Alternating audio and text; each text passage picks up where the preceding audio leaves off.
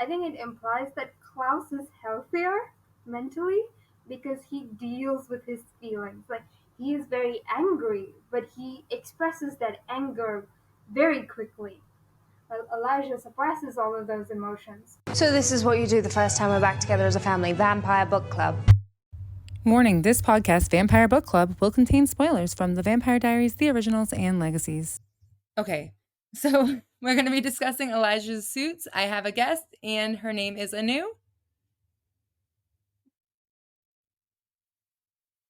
Super excited to have a guest today. So we're going to talk about the Red Door episode and the symbolism of Elijah's suits. Why don't you tell me what you thought about this episode? Okay, first of all, the Red Door episode is the quintessential episode to understand what Elijah is as a character, and uh, he's him hiding his sins behind the red door because his mother told him to. It's fascinating. It is very fascinating. I think that we also see he just wants to have this facade of who he, because I think he feels guilty. It's a lot like Stefan not being able to control himself with blood because he feels guilty when he hurts somebody. And so this way Elijah instead just buries it down and hides it because of the advice from his mom. Yeah, he kind of partitions himself into two people, the person he is and the elder brother he wants to be. And I think that he sacrifices himself so much that he doesn't have time to even deal with any of these secrets. So it's just easier for him to bury them down. Yeah, it is a very eldest sibling thing to do. And it's funny because he's technically the third oldest sibling, but he acts more of an older sibling than. And obviously, Freya is not there. Freya was Freya was completely gone for most of their life. I mean, Elijah didn't even know Freya, right? And uh, for Finn, no one liked Finn. I think it's because he had a relationship with his mom that was just so. It was not like a mother son relationship. It was more like a relationship, like a romantic relationship, kind of, in a lot of ways. I don't think so. Okay. He was a child when the whole thing happened. I think it's just that they kept a secret from the rest of their family, and that is what impacted their relationship and made it special in a way. The way Klaus is I guess. It was just weird. It felt toxic to me. Like, it felt no denying that they're toxic. like you shouldn't make your child sacrifice that much. They're toxic. Yes, they are. They are. See, what I think is that because no one liked Finn and because they always felt somewhere that Finn was suspicious, all the siblings, when they were humans, they gravitated to Elijah as the elder sibling more. And we see that in a flashback where Klaus is hurt by their father and Elijah is the one who actually goes to defend him while Finn just stands in the background. So Elijah took the responsibility of eldest brother from like when they were human already. From that point, he was the eldest brother to them. Yeah, totally. And I think that Finn losing Freya had a big effect on him because he got to see Michael, because they mentioned before that Michael is was different. When Freya comes back, Finn's like, you don't want to meet him. He's not the same father we once knew. And I think that Finn is the only sibling who has to go through all of that because Elijah's still in Esther's womb at that point. Yeah, he has been through a lot. I mean, that is what made him the boar. And that does make sense. But Elijah did step up and take on the responsibility. And I think that just deep down in Elijah's core, because you even see this in season 5 when he's free from all of this, deep down in Elijah's core, he is literally always about family. Yeah, Because even when he doesn't remember this life, the family that he chooses in his other life is the most important thing to him that he values. And I so that seems to be his that seems to be like a trait that he's just born with. Yeah, he prioritizes family above everything, and the difference between, you know, before his mind was erased and after is who his family is, because he believed everything Antoinette and her mother told him, and he thought that Haley and Klaus were his enemies, which is it was such a bizarre thing to watch for the first time. Oh, it definitely was. It broke me a little bit. um, when I was looking at him without the suits, though, this is what inspired me to write down this topic because I was like, wow, this doesn't even feel like it's Elijah. And then the more I thought about it, I'm like, it's not Elijah because he doesn't have all the pain. And even Haley says in the letters, Haley says, like, if I had met my ex under different circumstances without the legacy of pain that haunted him, things would have been different for us. Yeah, Like, it's not just about Klaus and Rebecca, it's about just family. It's about any family that he is, and it's about if he I like that if he had different if he had like even with this different family, he does go and dive in and when he remembers, that breaks me. yeah. The scene where he comes out of the uh, dream world that Hope created, so so just heartbreaking. The Shamda. Chambre de Stars. I never can pronounce that right. Yes, I can remember. I think so. It sounds right. Shamda de Chasse. I know they say it a lot. There's like one every season, at least in the originals. Yeah, I think it was a concept invented for the originals. I believe. I don't think we've seen that in TVD. At least they didn't call it that. Yeah, maybe. I don't know if we did either though, because we do see like witches messing with them, obviously, but I don't think there's ever. It's a dream world that has a lock and a key and a symbolic key that you need to find and break in order to get out.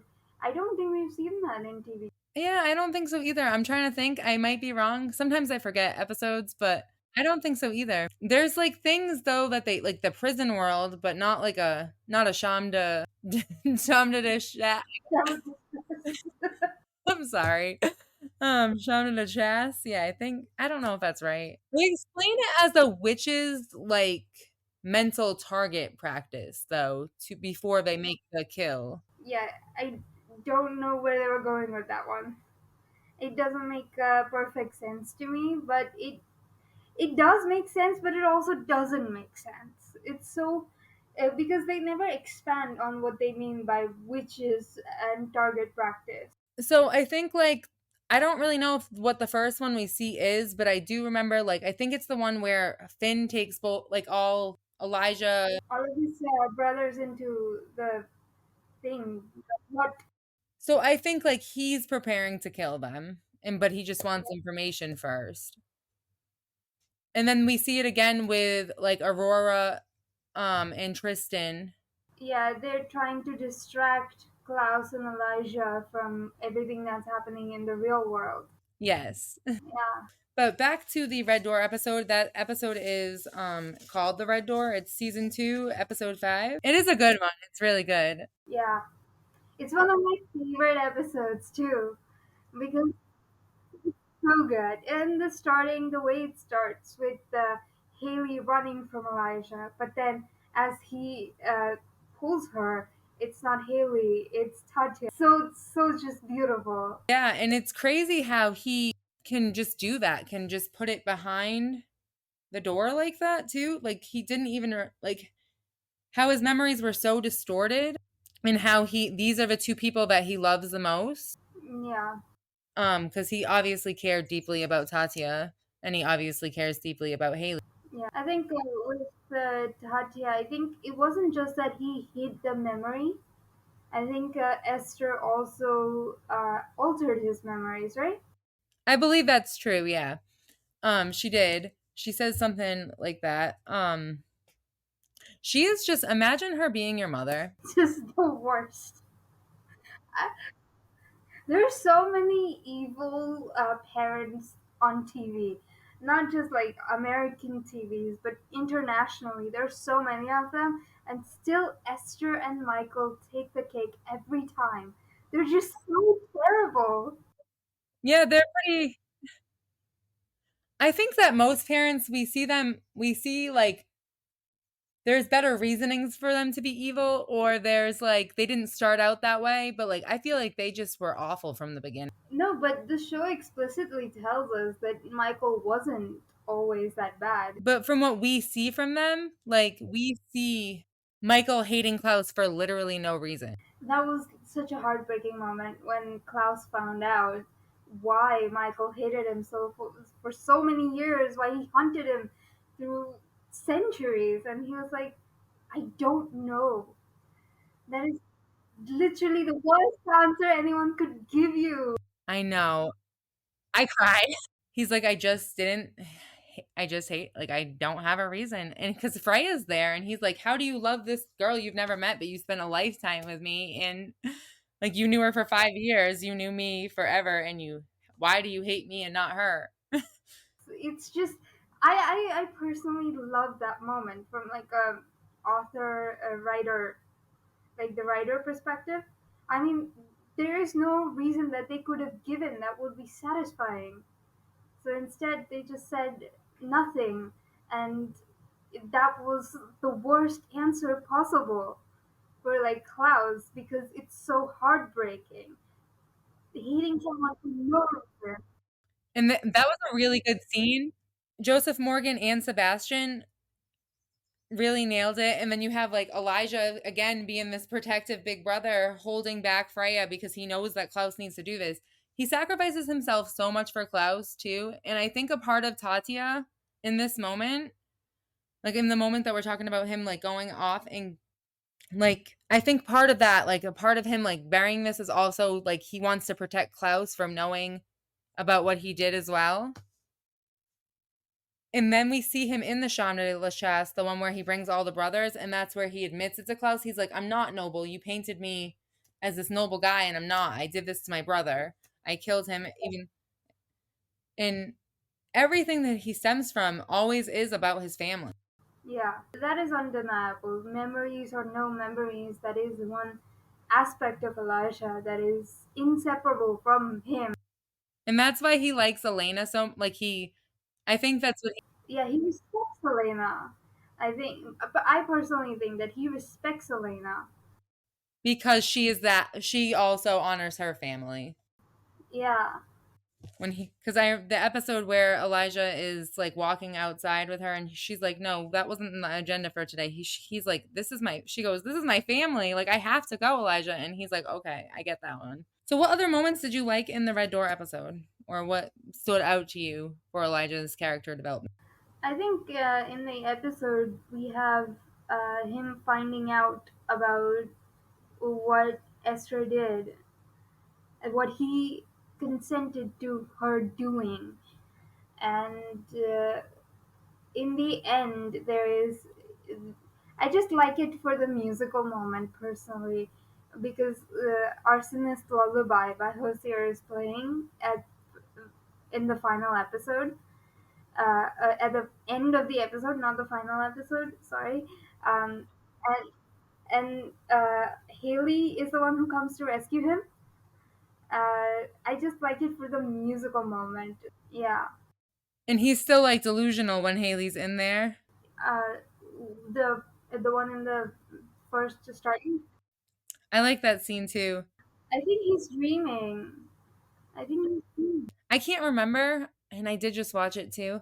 I think Esther clarifies that it's a dream. Does he hurt her in that flashback? Yeah, he sucks her dry, as it were. He practically kills her there in the dream because I think it's not just that he thinks that he's going to do that, but it's the torture that Esther had put him through. No, I think Esther says that she is going to let him dream so that he can come to the right conclusion himself. I think she has tortured him to the point where he is like seeing the worst of himself because he, like the Tatya thing is a core memory for him. He has spent his entire life hating Esther for this one thing that he today found out that he was the one who did. I, that was a very complicated sentence. Uh, so he, I think he is the one who has made that dream of Haley, of hurting Haley, but that is primarily because of the torture that he has been uh, subjected to, not something that he would actually intentionally do. I think you're absolutely right about that. Yeah, I think that because she opened his memories to this, that I think this was her intention as well, though. I think that she knew once she did that, this is how he would be, because she gives him that flower too. She calculated in which way to get every single one of her children to become a witch. Yeah, she is like that is where all her children get the mastermind gene, I think. Yeah, I agree. She's definitely a problem solver.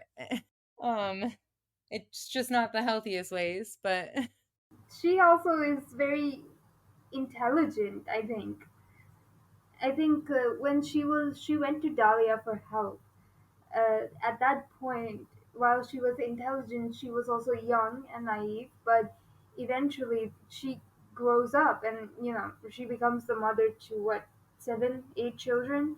And wasn't Henry? 7. Henrique, because there's Freya, Finn, Elijah, Klaus, Cole, Rebecca, and Henrique. So that's 7. She becomes a mother to like seven children, so that has got to change a person. Yeah, she even says that actually. She says, like, when I made this deal, I didn't know what it was like to be a mother. I thought the loss of one child would mean nothing. Yeah. But I feel like it did mean nothing to her because are you a parent? No, I'm not. Okay, personally I am, and as a parent, I if somebody took my kid, I would fight every single day. I don't care if I made a deal or not. I hate that she just acts like she died of plague and does nothing about it. Like, that doesn't feel like she cared about Freya at all. Yeah, it's possible, and I also think that she wasn't powerful enough at that point. Otherwise, why would she have needed to go to Dahlia in the first place, right? Uh, I think that changed her and Michael, both of them. It changed both of them. I also, in the episode right after Red Door, what is it called? Wheel Inside Wheel, I think. Um, I just feel really sorry for her because Michael was your, after Freya, Michael was your classic abusive husband. And that's why we even have Klaus, though, is because of her, Yeah, is because Freya was taken. yeah, And Michael was distant and classically abusive, like you said. And she was also had a very similar story. Like, she was abandoned by or kidnapped, and her whole village was killed by her family, and her sister only had each other, which is a lot like her children only having each other. yeah. The generational trauma that this show does, and it does it so well. It does. I agree. I think at the end, when I think what stands out about the originals in the father parent child dynamic too is that uh, they are one of the few shows that are like, yeah, they fucked up. Like the, sorry, am I allowed to say that? You can swear. That's fine. I I swear all the time. We fucked up. They fucked up is fine.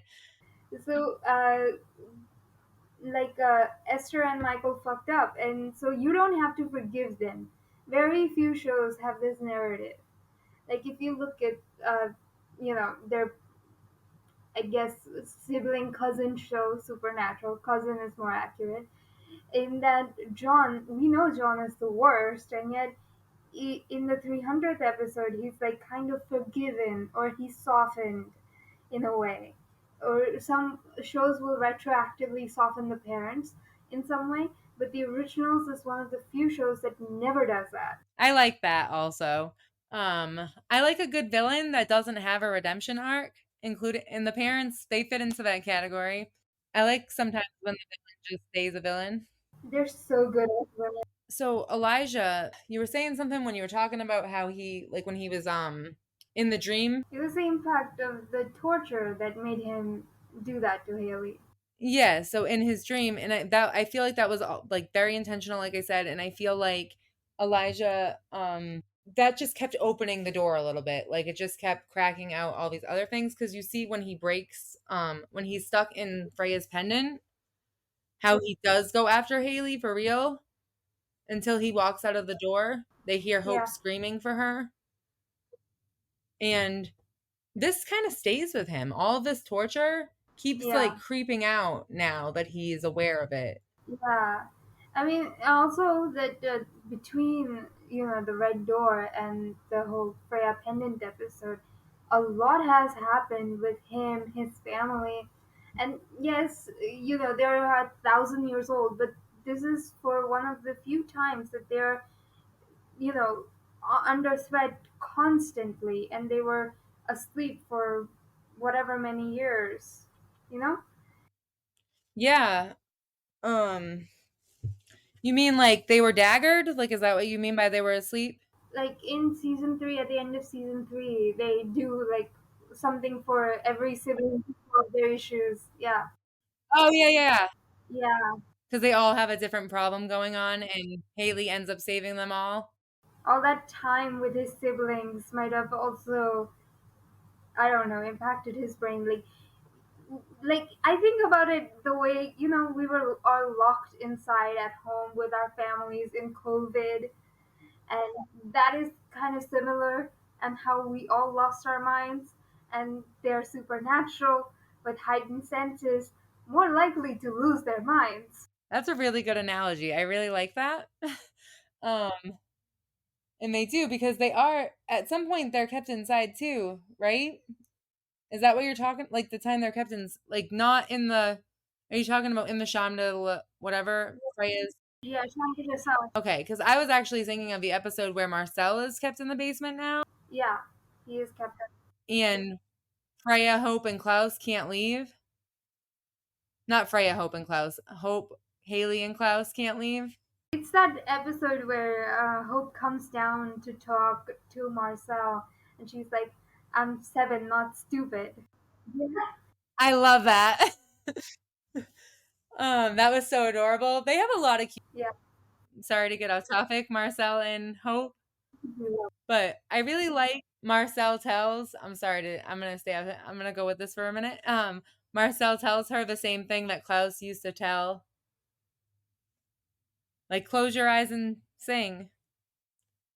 Marcel tells Hope that, and that's what Klaus used to tell Marcel. So I thought, Yeah, like I said, this show really does like parallels and generational trauma.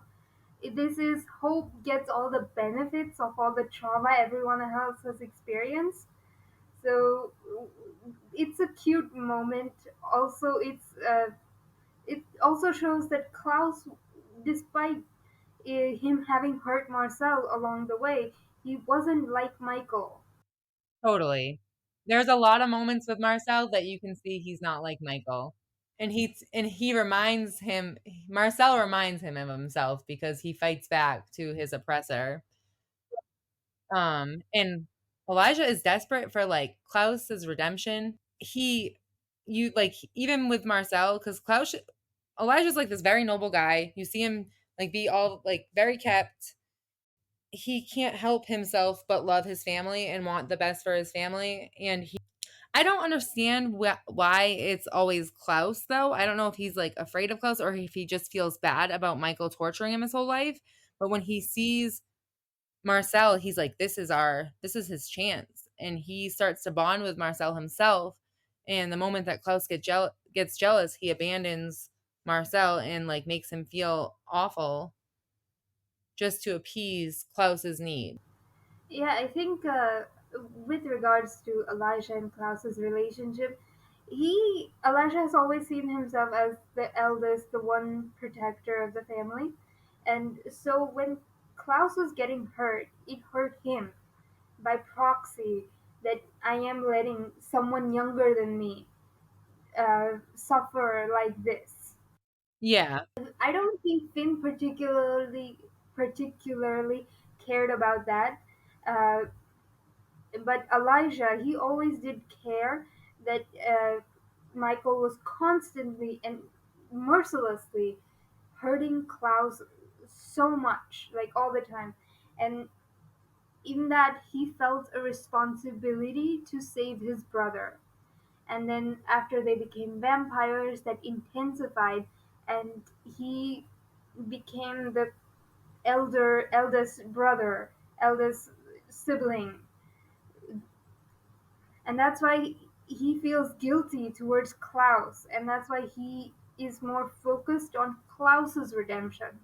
Also, from like a Doyleist perspective, you have this is a show about two brothers, Elijah and Klaus, so they have to be together all the time.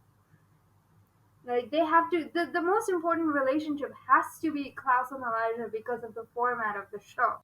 Yeah, and it really stinks because Claire Holt, He's amazing. she is amazing and she just had to take time for herself, so she couldn't be there as much as she was supposed to be, but it still worked out. It was still a great show either way. Yeah, they the way they switched the body to Eva so that Claire didn't have to be there. That was really smart move. That was a she she did an amazing job. Have you seen her on Legends of Tomorrow? I have not. Do you like that? Yes, I love that show. And she plays like first initially she plays like a very stoic, responsible character, and then she plays like this very fun, funky punk character. And I can't believe that they are played by the same person, and that person is the person who plays Rebecca. I'm like, wow, that is an amazing actress.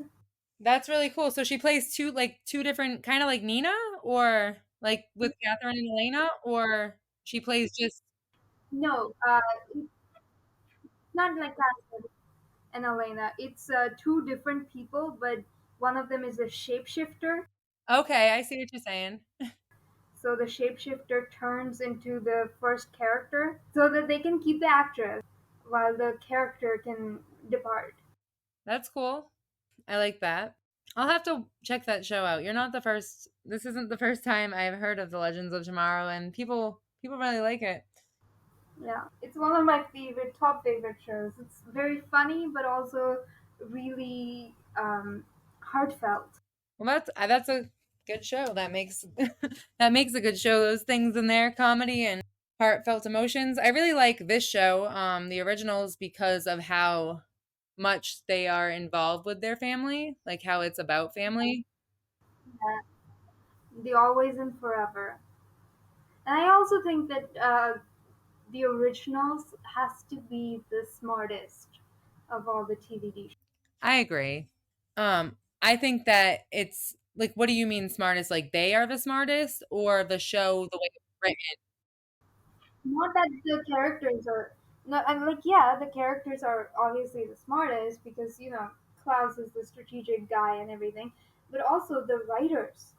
They are doing such interesting work and creating such interesting connections and parallels and storytelling beats, and they are combining these different elements. Like the first half of season one is like this warring faction thingy, and they're keeping the relationships, they're keeping the chart of the relationships throughout the thing. This definitely was written very well. Yeah. I feel like they kind of took some of the things that they started in TVD though and changed it. I know that they weren't really expecting this to happen because Klaus was supposed to die at the end of season three, Yeah. and he was just too. Joseph Morgan just portrayed him so well that they kept him, and then other actors in the Vampire Diaries were complaining that the originals were getting too much screen time, so they were like, you know what, we're gonna write a spinoff. That was the smartest decision ever. Totally, it's the best. Seriously. I personally like the originals out of all three shows the most. Yeah, me too.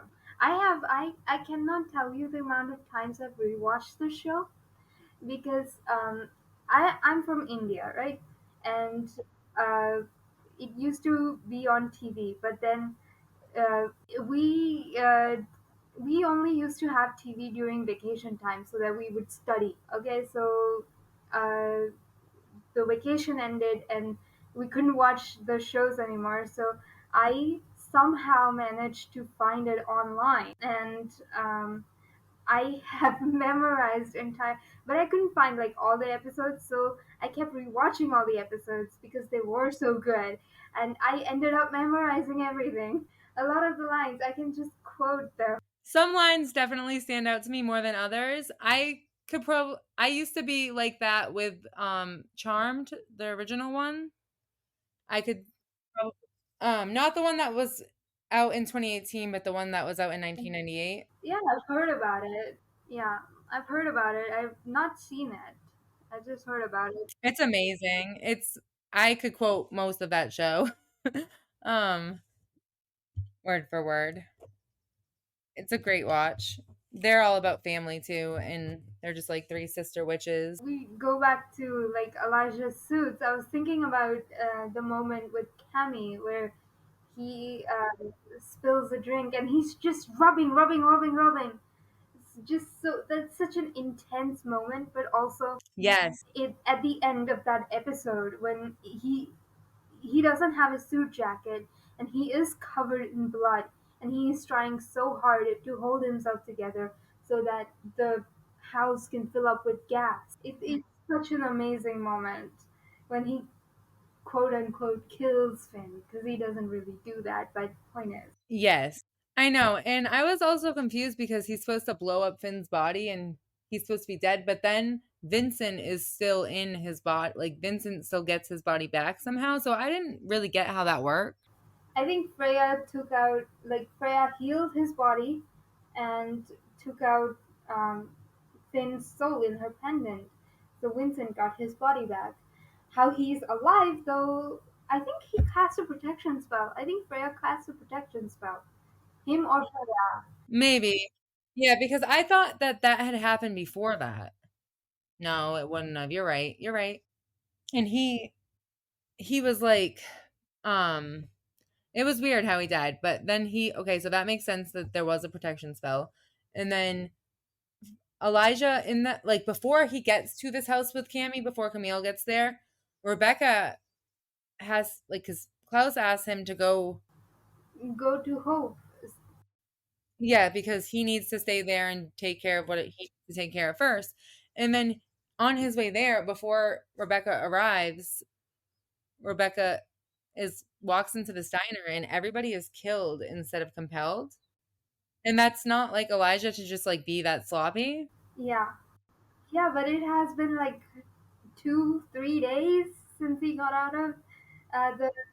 So Klaus says, like, I didn't realize that you were like how messed up his brain was from the mother's torture. Because you even see like little Elijah in when Klaus is waking him up, like stab. Older Elijah. Yes. And it's like like this is like it's like he's working through his childhood trauma. And his or like his childhood trauma is like you're defeated. And like all of his childhood trauma is just like entering his adult brain and all the memories in between. That's like the symbolism I got from that. Yeah, I think what I got from that was that his innocence was killing the monster that he became. Like the child he was is killing the monster he became. And they do say that, I believe, but I just didn't. I think essentially, like what we're saying is kind of the same thing, Yeah, but just in different ways. yeah. And then he had been through all that, and his mind was still unstable. And we see that in the sequence before Klaus gets a call that from Rebecca that he's like, "I will rip your limbs apart" to his brothers or something. He's holding a fork. I remember the part where he's holding a fork to their faces and being like, "You pursue her, and I will kill you" or something, and you will suffer or something. Yeah. That is something like he says that, and then he attacks Finn, I believe, and Klaus takes him aside, like, "Do I have to control you?"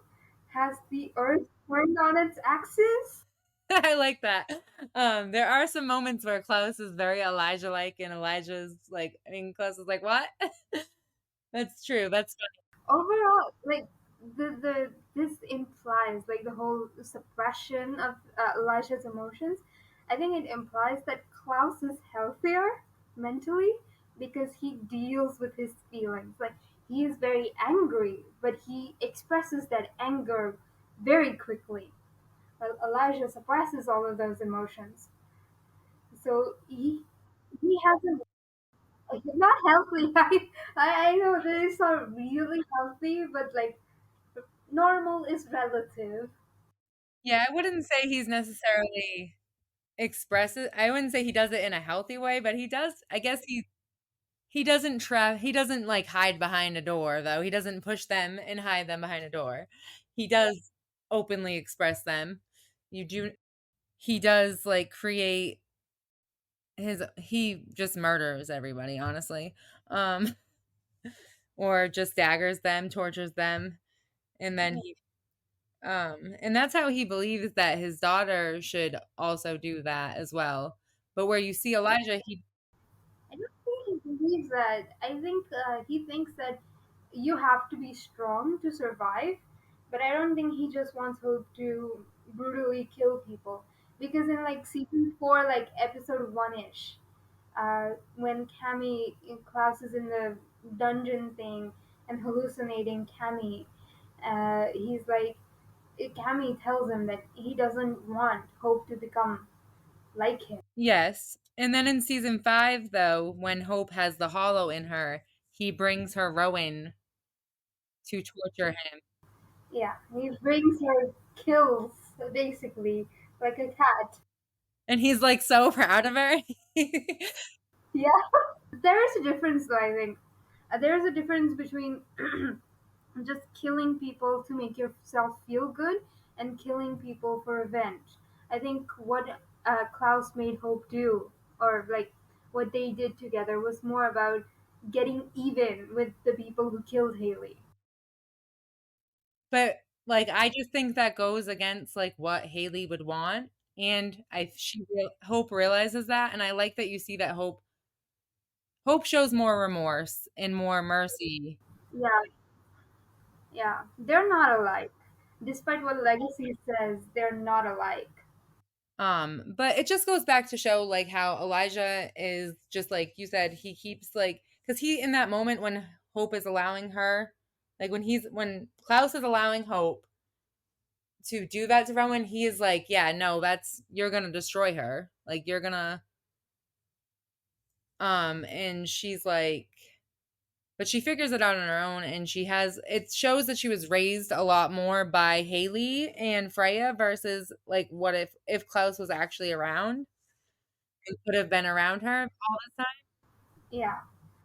Well, if he was around, I don't think that uh, Hope would become violent just because he was around. I think Haley and Freya would fight him on it. I mean, yeah, I think that the reason Klaus kills himself in the end is because he's afraid of what his presence will actually do to Haley. I mean, Hope. I don't think he actually feels that he needs to be the sacrifice other than that reason. I think he leaves her to protect her, even though abandonment. It does not help. Yeah, I think it was a either way, it was a lose lose situation, and I think he knew that deep down. And that was Yeah. Elijah. Back to Elijah. I think that Elijah. So you like you said when he starts scrubbing his suit, you see that that's not even the only time because he starts to become once his like red door is open, you see him becoming more and more particular about his suit. Yeah, as he gets particular, he also gets violent. Yes. Elijah, before the Red Door, would not have killed those harmless girls in season 4. Elijah, after the Red Door, is I'll do anything for family. Like, don't get me wrong, because Elijah would totally kill. Like, Elijah makes kills. Like, in the very first moment we see him, he kills Trevor. He's in the Vampire Diary. Yeah, but he is not someone who would like before the Red Door. He was not someone. He made it a particular point that he would not kill children. and those harvest girls were children. Yeah, but children is what I was gonna get to, yes. Like Davina, he wouldn't even feed off of Davina at first. And then he there was some like he seems to be like Marcel in that aspect, like he didn't hurt Marcel because Marcel was a child. And then even though he did emotionally, but he didn't physically or anything like that, but he seems like he honors the like children, and then all of a sudden when like you said, he sacrifices four girls out of nowhere without even like thinking it through. He just gets really messed up. And because actually that's the scene where Haley is in the red door. That's when he comes out of the No, I think the episode I'm talking about is like episode uh, early on in the season, like 3 or 4. Season 4, yeah. in season 4. Well, because he comes like there's an episode where he's isn't he in the pendant early on in that season? No, he gets into the pendant towards the end when the hollow kills his physical body. Okay, because I thought they needed to do that because the witch's magic, they needed more to kill the hollow. So I thought this was already after he comes out of the Uh, Google says that he kills the Harvest Girls in 4/7, season 4, episode 7, and he gets out of the pendant in 4/9. Okay, thank you for Googling that. You were absolutely right about that. Yeah, Sorry about that as well. yeah. About the rub part, I like the advice that Cammy gives, that he should mend the house to mend the man, that he should concentrate on physical things instead of drowning in his mental state that he is in right now. Yeah, because although like avoiding your problems isn't great, but like he just needed a he was too deep in it to, and he was feeling it. Yeah, he needed a break. Then he could go and analyze it properly. And he's so worried about her. Like I like when because he says to her, he goes like, "You oh classic like let's get drunk." Like classic, oh, you think I'm gonna drink with you and then I'm gonna just tell you all of my problems. She's like, have you ever stopped to think? She's like, wow, your mother really did a damage on you boys, huh? You ever stop to think like I am drinking because Have bigger problems? I have my own, yeah, exactly, to avoid my problems and don't care about your problems. The whole world doesn't revolve around you. Like, Yeah, Cammy was such a fun character. I loved her. I honestly did not care for her that much, but she has good moments. I do like her in those moments. She's a strong character. To me, she feels, and I just my last guest that was on the show actually said this, but and it was so it felt true for me as well. She's like the Matt Donovan of the show. Um, Yeah, she is because she's the only human one. and well, she does get turned into a vampire, but she dies very shortly after. Very shortly after, yeah. I just like what she brings to the show. She brings the I think it's season 1, episode 4 or 5 ish, where Klaus and she and Cammy are listening to Timothy play the violin, and she says something like, "Evil isn't born," or something. Okay, I can't remember the exact quote. Yeah, no, I know what you're talking about. I remember this. Yeah, that is like the quintessential hope of the episode. Like, not the episode, but the series. That it she is the one who reflects Klaus back to himself. Like, you're the architect of your own unhappiness. Yeah, she reflects Klaus back on himself, and then she does that for the whole family going forward. Like, she's in the Gonna Set Your Flag on Fire episode. She's doing it with Elijah, and she also gives all the other characters advice at some point. And I really just she's without her, I don't think the originals would work. Personally, I think she was like, I think that they needed a therapist. That she's definitely all their therapist, and she helps them. And she does have a lot of good, solid advice. And she was meant to be brought into the magical world. So it does. She was meant to be brought into the magical world. She was meant to be. I just didn't feel like I felt like I didn't like when they turned her into a vampire, and I love like I just I think it was more of a utilitarian thing. They had to show that the cure, that Lucian's bite didn't have a cure, no matter how hard they tried to search for it. Like they tried for Finn, and then they tried for Cammy. So, I agree. I just wish they could have used somebody else. like, who else is there? Is the question. I know. Who else is there that can emotionally impact these characters enough for it to feel so big? True, true.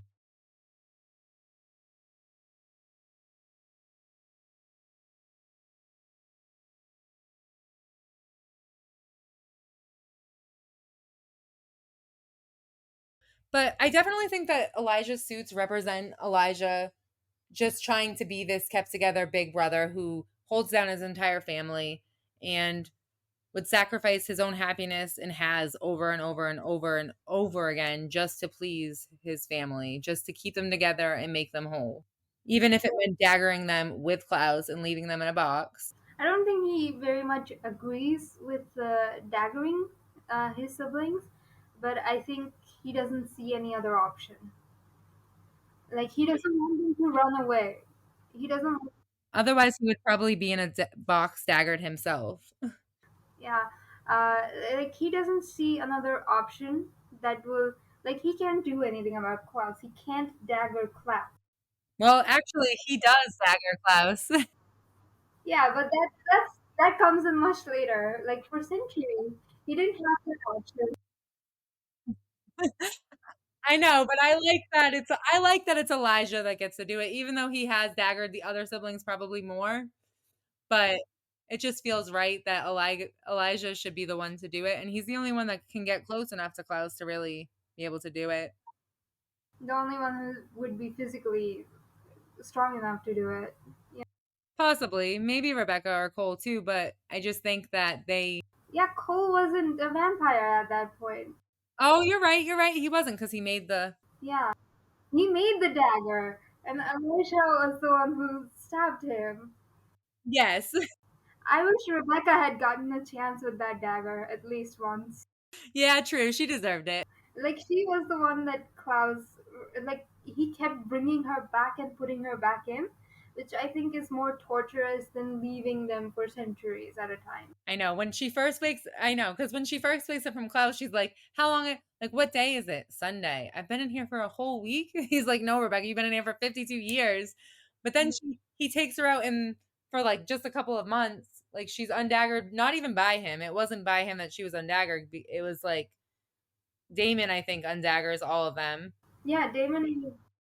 or undaggers Elijah to undagger all of them, or something like that. But and then she's daggered again. He gets in. Yeah, it was either Elijah or Damon, but or both. That because he like leaves Elijah a note in his pocket or something, Yeah, he leaves a note in Elijah's pocket. and like says like something I don't know, and then they all undaggered and they're like, okay, you guys can leave now. This is a family meeting. And then when you find out about the cure, she gets daggered again,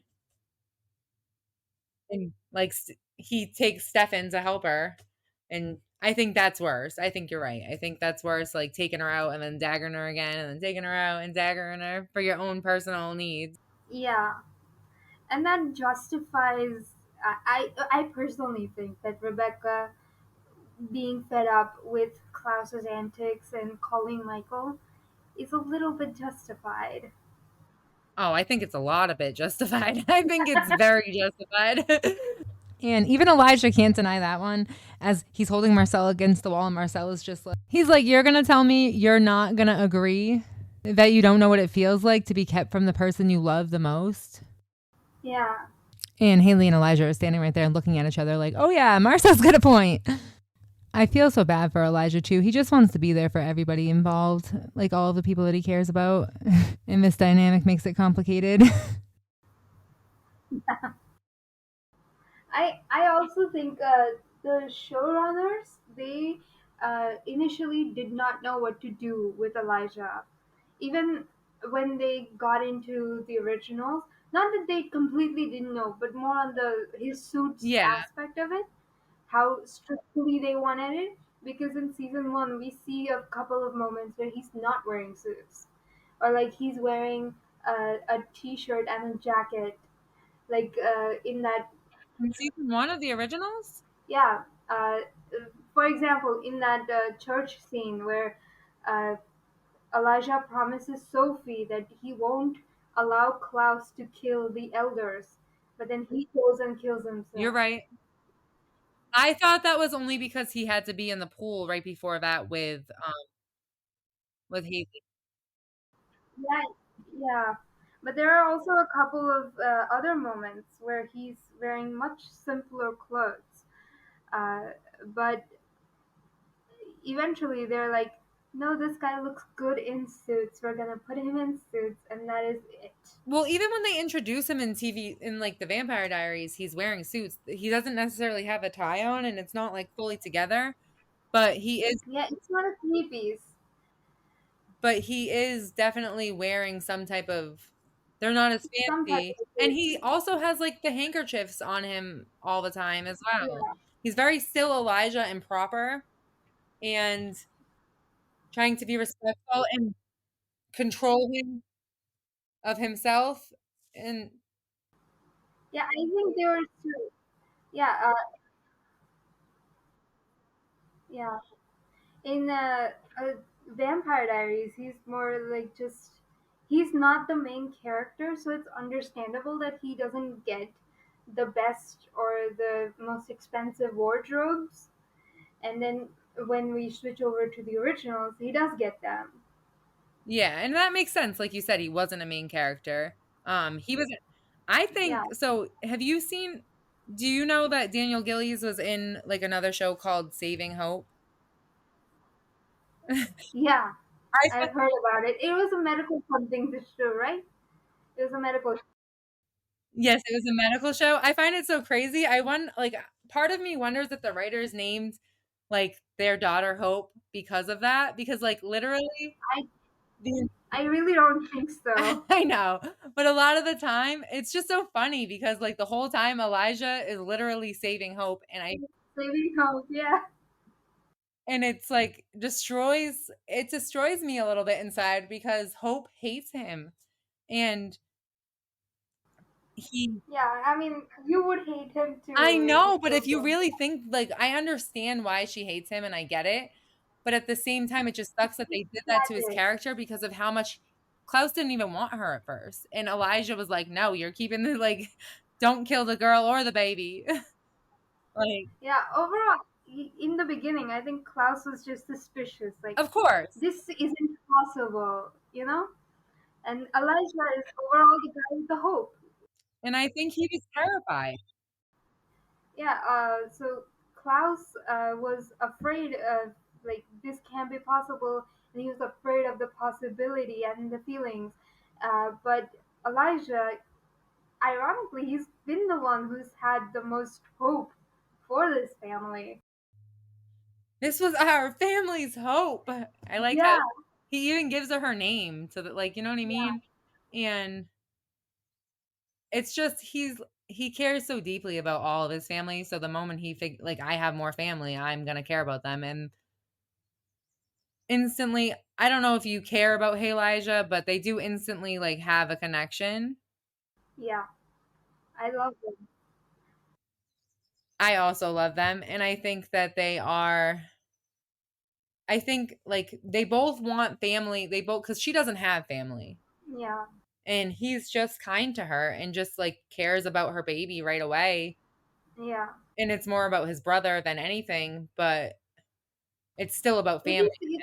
It's easy to see why Haley would fall for Elijah. Yes, totally.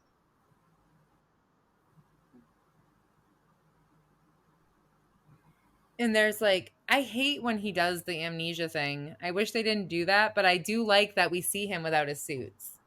I like that Yeah, we see, because he tells her in the beginning, he tells Haley, like, I will always protect you. And then because He's that's the his one. family. But then in this situation, like you said before, it's Haley is the enemy. Yeah. And is it like it's like Elijah is really is the strength behind everything because Yeah. Klaus is like, He's the one holding it all together. yeah, in every situation, because like if Elijah was on their side, like clearly Elijah's side wins, no Yeah. matter what side he's on, because he, It's also it's also like it is very typical of an elder sibling to be the one holding it all together. And I yes, know that he's not literally the eldest no, sibling. but he He plays the just role like of the eldest teaches. sibling for sure. Yeah. And it is like the eldest sibling always holds everything together. They are the one who make all the sacrifices for the most part. And it makes sense that it would be Elijah who would be so sacrificial. And Yeah. it makes sense that he would be the one who holds the family together. It's weird because he doesn't even remember being an eldest sibling though, like I said before. And he still honors family. So I wonder where that comes from.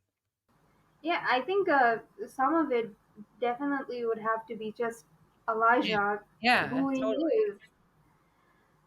I think that's a kind of a cool perspective because a lot of experience, like people always say nurture versus nature, Yeah, but that's definitely that was not something that he developed by being nurtured or not nurtured. It was something that he was just instinctively born with. yeah. His instinct for family was definitely nature. And I think that's why he was able to play because like even Finn says something to him about playing the oldest brother role. And I forget what he says exactly, but Yeah, that's just what he says, that he's been playing the eldest brother. So, has he been able to direct his younger siblings into some kind of progress? Have they contributed anything to society in the time that they've been alive?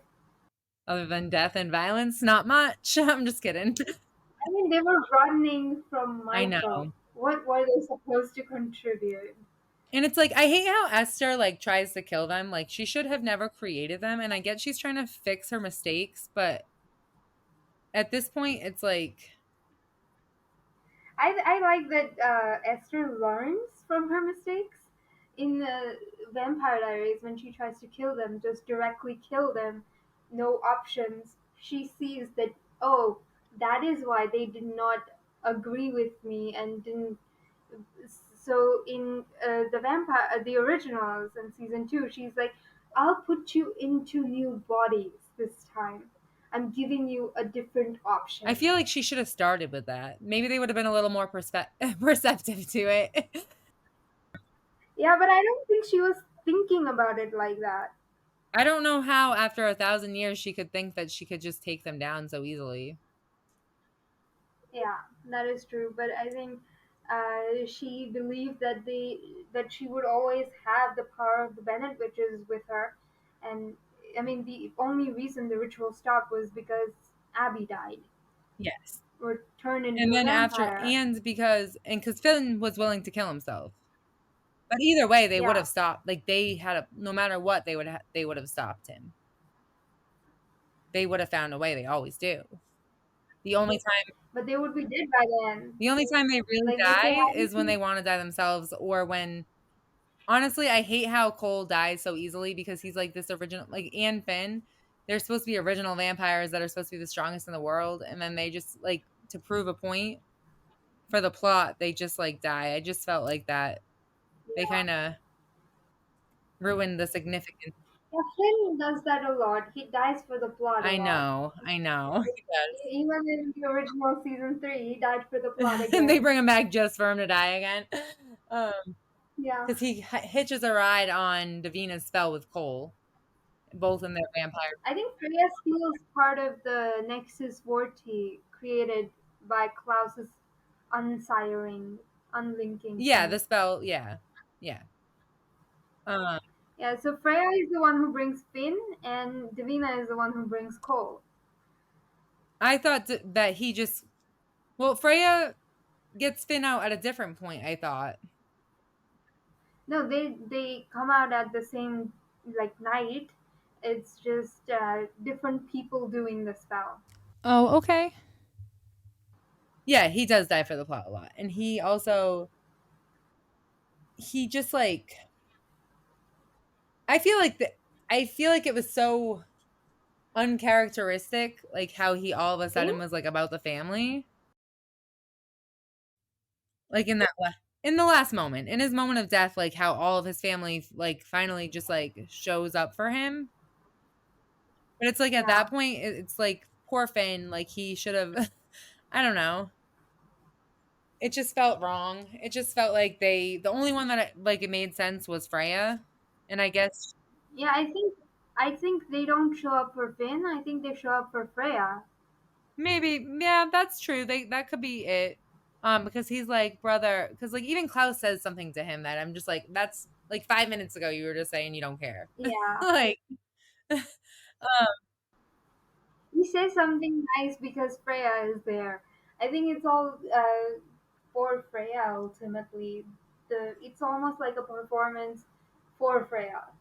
also like when Elijah and I just like even Elijah like sacrifices himself and dies with Klaus, but it bothers me so much because Klaus like says, "What kind of man would I be if I let you die for my daughter?"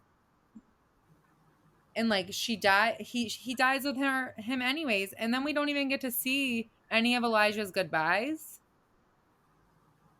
And Yeah. it's like it's just another case where he's always just sacrificing him. He has no purpose that he literally needs to die with Klaus. Yeah, he literally says that I have achieved your redemption. I am going to die now. I've seen and I think it also has a little bit to do like with Haley in that dance and Yeah. Yeah, he has the show presented as he has no purpose beyond Klaus's redemption. And that is why he dies at the end because Klaus is redeemed now.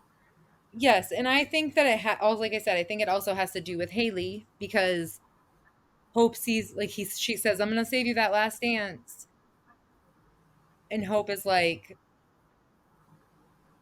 says, "Oh, I just saw my mom. She said she has a message for you," and it was also that. So So he can go to Haley. Yeah. I really wanted to see when both like Klaus and Elijah were sacrificing themselves. I really wanted to see them like join her and like Camille and Yeah. whoever. At least Haley. I get that they couldn't get Camille's actress. That Well, no, she was in the last episode. was she? She was because she was in a hallucination of him. Like Klaus is running off to hide her. Like Klaus is running off is hallucinating. He hallucinates Michael and he's in New Orleans somewhere and Marcel and Hope are trying to stop him. Was it that like Michael is saying, teach your daughter how we discipline in this family? Yes, yes. Oh, I forgot that was in that episode.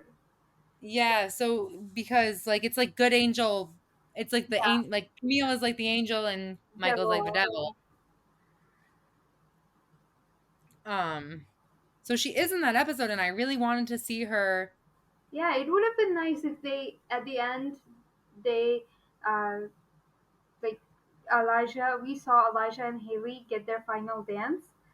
And I don't know about Cammy and Klaus because I don't know how they show would have ended it because they kind of killed Cammy for the ship wars to end and stuff because the actress was getting a lot of hate online.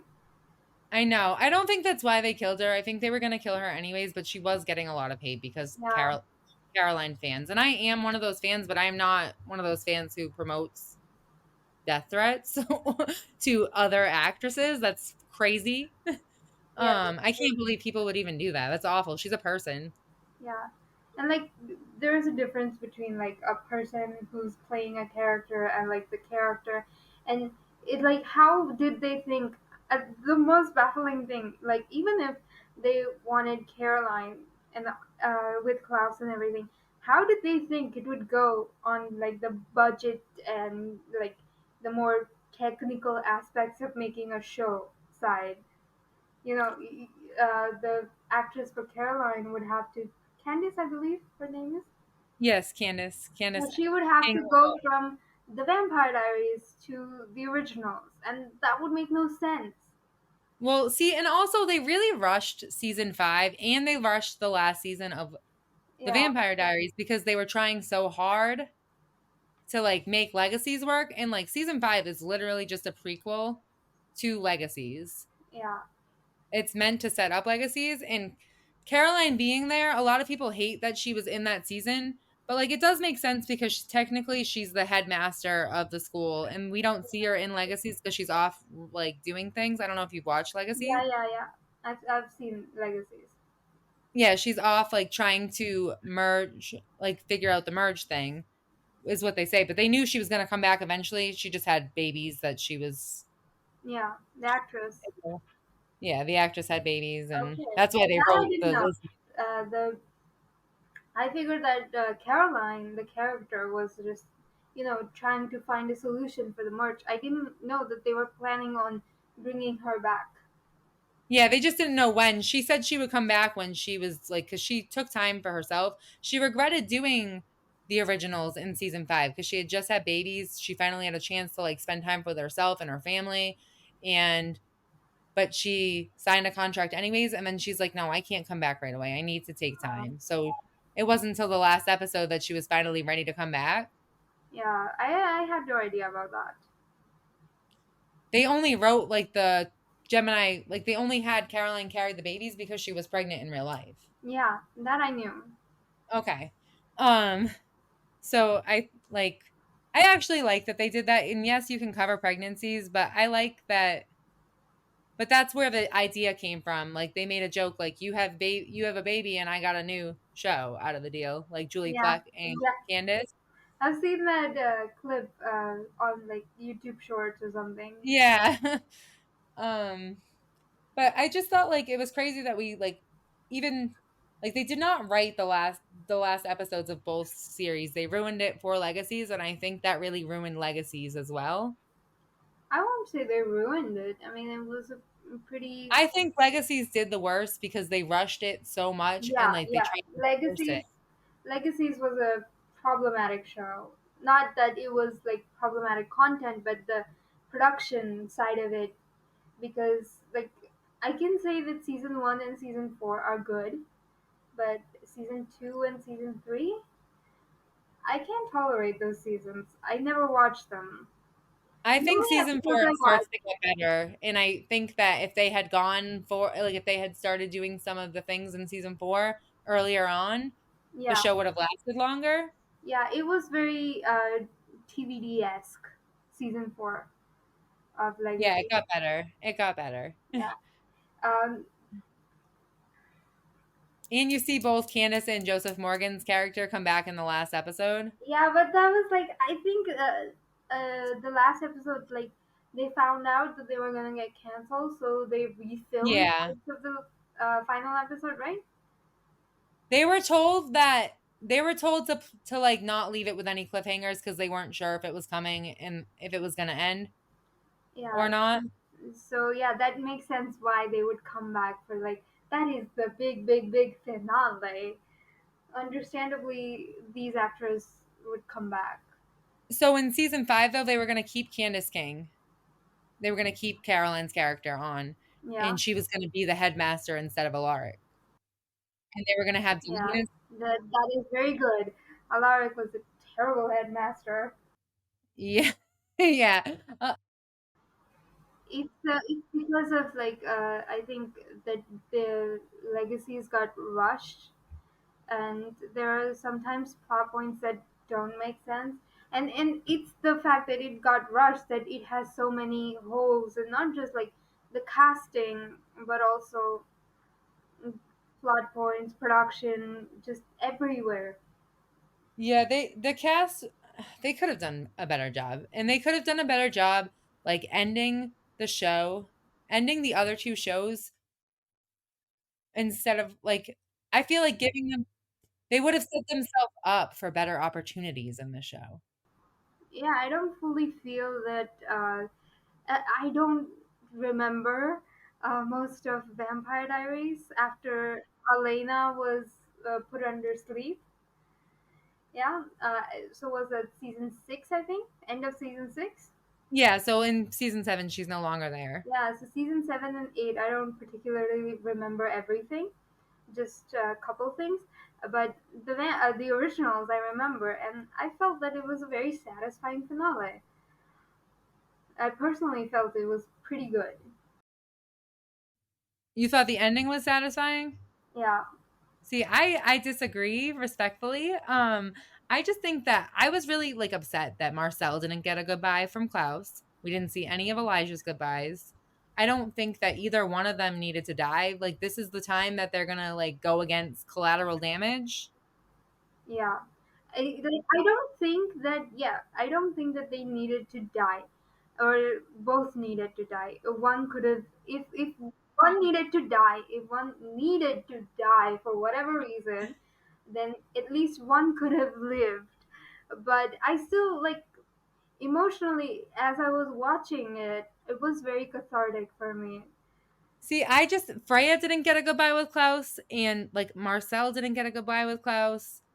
I do. I just think that they killed off all these characters because they didn't. These characters did not want to be a part of legacies. Yeah. But this is the TVDU, like this is the Vampire Diaries universe. Nobody in this show who dies stays dead. So like that's they could have given them like happy like some other kind of solution for. I mean, I guess with Haley and Klaus, they are Hope's parents, so that would be weird if they didn't show up. But they could have done something else. I don't know. It just felt I think one thing they could have done was just send messages, yeah. those fire messages that Freya and Rebecca were exchanging. I think season 3 beginning. They bring up Caroline, Damon, and Elena all the time. Yeah, They like even Candace comes back for her work like with her voiceovers sometimes. yeah. They could have like kept the sending letters thing. They could have communicated that way, or they could have done something, or they could have recast the role because this is Vampire Diaries and people do get possessed. Yeah, if they used like a storyline, that would have worked if they did something like that. I think I just don't think that I was not satisfied with the endings. I like some of the like I like some things that happened there. I like that Marbecca got their happy ending. Yeah. I also thought that they were going to take and I just did a whole episode on this. I that's why it's so fresh in my brain. But I think that Marbecca, like I think that Marcel, I thought when he was buying plane tickets for everybody and they were like gonna go leave together, I really thought they were gonna have Marcel and Rebecca be be in Hope's life more closer in Mystic Falls, and then they didn't give it to me, so that was a little disappointing. Yeah, I think the behind the scenes workplace environment of the whole 3 shows did not mesh well with people wanting to come back for a new show. Yeah, I agree. So we keep getting off like the Elijah topic. I feel like there's so much other things that have to do with him too, because he literally just like in every episode is just sacrificing himself. Yeah, he's one of the most important characters, so everything's connected. Totally. But it's interesting how he like does how both of Klaus's children, even though he tried the most to protect them, they end up getting hurt by Elijah the most because he ultimately only sacrifices for Klaus. Because both Marcel and like when you see in the Chamde Lich, I can't Chaz, That's whatever, interesting. the witch locked room, he's like first of all, he's suppressing his memories because he doesn't want to remember everything. He knows he somewhere on some subconscious level, he knows he messed up because he calls Marcel Marcellus. And he also like when Marcel finds the key, he finds it Hope put this key in the coffin because they both associate with him with death. Because they both experienced a lot of loss because of him because he was trying to make Klaus Yeah. protect Klaus and redeem Klaus. not necessarily like even before Haley, Yeah. like I don't think Hope really cared for Elijah that much, even though like Yeah, I mean, if she has heard stories of Klaus her whole life about her father, the king who would do anything for his family, uh, she's less likely to hear the stories about Elijah. Maybe because Haley wants to keep them personal or whatever reason. and she does like know that Haley's a part like cuz she does say to Cole at one point, she does say something like when she's like 7, she does say like she does know that like Elijah is like her mother's boyfriend or lover or whatever and she's okay with it cuz she's like Yeah, mommy and Uncle Elijah. yeah, yeah. I think it's that rope untying scene so that Cole can untie. Yeah, Yes. I love that too. I love how she does that for Davina and Davina also does that to save Hope. yeah. They parallel each other so well. I know they do this like they are amazing at that. And they do that like even in TV that's done really well too like in the 1920s episode where like there's like this is like transition and like they take the shots and then they're like Stefan and Klaus are in the 1920s. I love that. I don't know. They do a lot of like flashbacks like that in both shows really well. Yeah, I think that's not just like the TVDU, but also among other CW shows, I've seen similar transitions. Yeah, they do a good job. They do. I just and like even like there's like a I don't know. I just feel so bad for Elijah because he sacrifices so much for and he literally just still feels purposeless and he tries so hard to keep himself together, but he's done horrible things that he just can't. Yeah, the whole the whole like Michelson family is so tragic at the end of the day because they have lived so long, but they haven't lived at all. Because for 1,000 years they were running away from Michael. And then they had some moments of peace, and then in order to protect Hope, they all had to separate. Yeah, they really didn't have like a lot of moments of peace. They're always doing something. They always have some sworn enemy. And it is the way they conduct themselves and they are like but it's also like the way they had like life just kind of gave them those circumstances.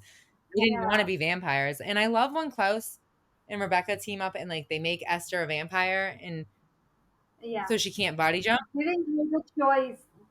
She never thought to give up. Yes, I love that. I love that. And it's like And I also love that at the end of the day, Esther chooses to become a vampire. I know how and then Finn is like so appalled by Yeah, this. Like anyone would be. Like, she has been trying to kill I, her children for the principle of you have to fight your hunger, you can't be monsters. But at the end of the day, she became one. and then she joins Yeah. them. Crazy. So she's not as strong as she wants them to be, which is like messed up. It's also like such classic narcissistic parent. Totally. Like she makes like she just like makes Vincent, I mean not Vincent, Finn. She makes Finn like feel so deeply for this cause that she's not even She doesn't end up being committed to. I don't think until that point she actually thought that she would, until she did. but Finn as a vampire hates it and he probably wouldn't do it again. Like he does not ever want to be a vampire. He even says Elijah, don't kill the bull like don't get rid of that. Or immortality is not something I want to like I can talk like I want as this beast. Yeah.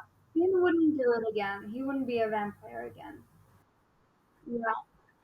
Yeah, that is why the whole Lucian becomes the upgraded vampire thingy that happens. Because he doesn't want to die. Yes.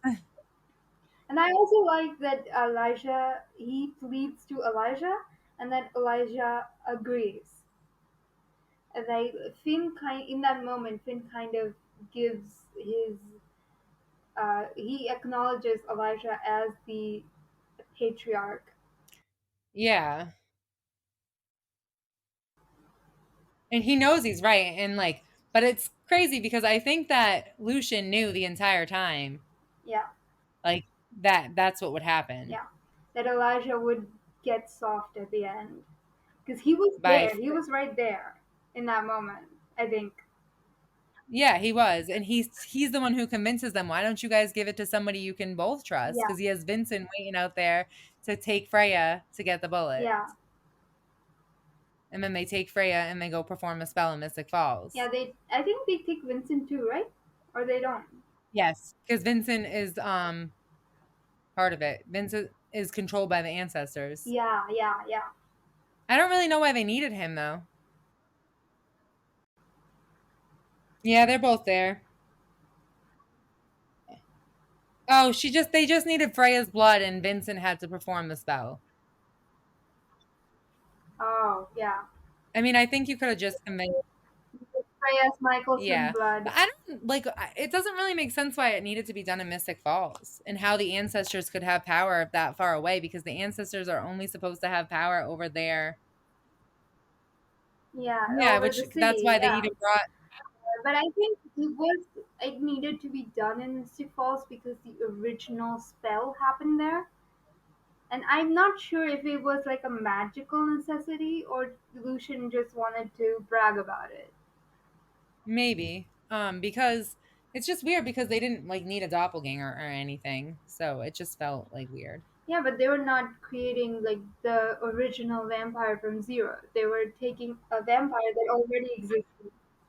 I don't understand how the ancestors can control Vincent when the ancestors in New Orleans, because the whole reason they brought the whole reason they brought Klaus, the witches brought Klaus to stop Marcel, was because they had to stay and defend their home because they wouldn't have magic in any other home.